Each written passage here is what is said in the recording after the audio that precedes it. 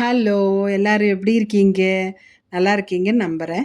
இந்த வாரம் எனக்கு எங்க அம்மா சின்ன வயசுல ஸ்கூல் விட்டு வரும்போது செஞ்சு தரக்கூடிய ஒரு பலகாரம். ரொம்ப ஈஸியா செஞ்சு முடிச்சிரலாம். ஆயிலெல்லாம் ஒண்ணும் தேவையில்ல. ரொம்ப டக்கு டக்குன்னு முடிச்சிரலாம். அதுவும் இல்லாம சாப்பிட்டாலும் ரொம்ப டேஸ்ட்டா இருக்கும். இதுக்கு வந்து எங்க ஊர்ல சொல்ற பேரு வந்து எலாஞ்சின்னு சொல்லுவாங்க, திரளடைன்னு சொல்லுவாங்க. உங்களுக்கு தெரியுமா? வேற ஏதாவது பேர் இருந்தா கமெண்ட் பாக்ஸ்ல கமெண்ட் பண்ணுங்க. இப்ப இது எப்படி பண்றதுன்னு பார்க்கலாம். அதுக்காக ஒரு கடாய் அடுப்புல வச்சிருக்கேன். அதுல ஒரு 1/2 டீஸ்பூன் நெய் விடுறேன். நெய் உருகி வரும்போது ஒரு 10ஓ, 15ஓ 12ஓ எவ்வளோ வேணாலும் அது உங்க இஷ்டம்.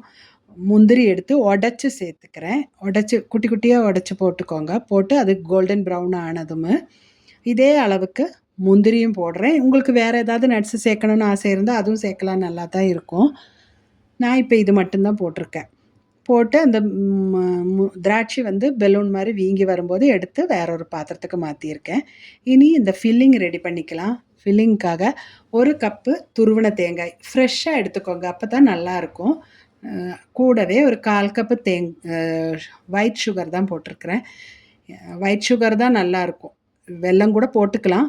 கூடவே ஒரு 1/2 டீஸ்பூன் ஏலக்காய் தூள், இந்த வறுத்து வச்சிருக்கிற முந்திரி திராட்சை எல்லாத்தையும் போட்டு ஒரு ஸ்பூன் வச்சு நல்லா மிக்ஸ் பண்ணிக்கலாம். சுகர், தேங்காய், இந்த முந்திரி திராட்சை, ஏலக்காய் தூள் எல்லாம் நல்லா மிக்ஸ் ஆகி வரும்போது ஒரு ஓரமாக வச்சுட்டு நம்ம இனி பேட்டர் ரெடி பண்ணிக்கலாம். அதுக்காக ஒரு மிக்சிங் பவுலில் 2 கப்பு மைதா மாவு. மைதா மாவில் தான் செய்வோம். அது வேறு ஆல்டர்னேட்டிவ் இருக்கிறதா எனக்கு தெரியல. மைதா மாவு கூட ஒரு 1/2 டீஸ்பூன் உப்பு போட்டிருக்கிறேன். கூடவே 2 டீஸ்பூன் சர்க்கரை. ஏன்னா மேல் மாவு கொஞ்சம் இனிப்பு இருந்தால் தான் நல்லாயிருக்கும். அது என்னோட விருப்பம். உங்களுக்கு வேணா போட்டுக்கலாம், வேண்டான்னா விட்டுறலாம். எல்லாம் நல்லா மிக்ஸ் பண்ணிவிட்டு இதில் தண்ணி ஊற்றி நல்லா கலக்கிக்கலாம். ஆனால் தண்ணி நிறையா ஊற்றிடாதீங்க. கொஞ்சம் கெட்டியான பதத்துக்கு தான் பிசைஞ்சு எடுக்கணும். அப்போ தான் உங்களுக்கு நினச்ச மாதிரி தேய்ச்சி ரொம்ப லேசாக இந்த தோசை வார்த்து எடுக்க முடியும். அதனால தான் பாருங்கள், இந்த மாதிரி இருக்கணும். பார்த்திங்களா? அவ்வளோதான், இருக்கட்டும். தோசை கல் சூடாகிட்டு இருக்குது. நான் ஒரு காஸ்டைன் பேன் தான் எடுத்திருக்கிறேன். அதனால தான் இப்படி கொஞ்சம் எண்ணெய் தடவுறேன். எண்ணெய் தடவிட்டு நான் ஒரு டிஷ்யூ பேப்பரோ இல்லை துணியோ வச்சு இது தொடச்சி எடுத்துடணும்.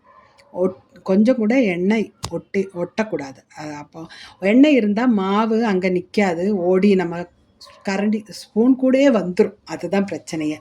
பாருங்கள், கொஞ்சம் கூட எண்ணெய் இல்லாததுனால தான் இந்த மாவு அங்கேயே இருக்குது. அப்படியே முறிஞ்ச அளவுக்கு ஸ்பீடாக தேய்ச்சிக்கோங்க. அப்போ தான் லேசான தோசை கிடைக்கும். பாருங்கள், மூடி போட்டு மூடி ஒரு நிமிஷம்தான், அதுக்கு மேலே வேண்டாம். அதுக்குள்ளே பார்த்துட்டே இருந்தீங்கன்னா அப்படியே அந்த தண்ணி இறுகி போயிடுச்சு பாருங்கள்.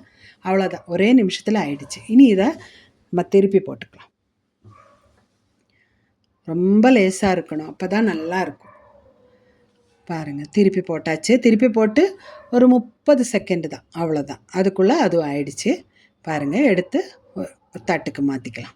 அவ்வளோதான், தட்டுக்கு மாற்றியாச்சு.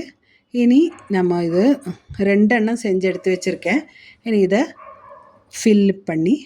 ஃபில்லிங் எல்லாம் வச்சு இந்த ரேப்பர் ரெடி பண்ணிக்கலாம். பாருங்கள், சுற்றி வச்சுட்டு நல்லா இப்படி அழுத்தி வைக்கணும். ரொம்ப அழுத்திடாதீங்க, ஓரளவுக்கு. அப்போ அந்த தோசையே ஒன்றோட ஒன்று ஒட்டிக்கும். அவ்வளோதான்.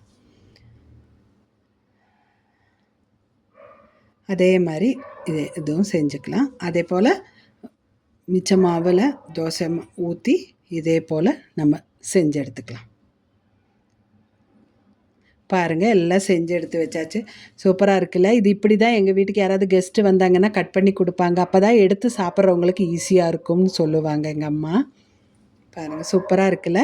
கண்டிப்பாக எல்லோரும் செஞ்சு சாப்பிட்டு பார்த்து எப்படி இருந்ததுன்னு கமெண்ட் பாக்ஸில் சொல்லுங்கள்.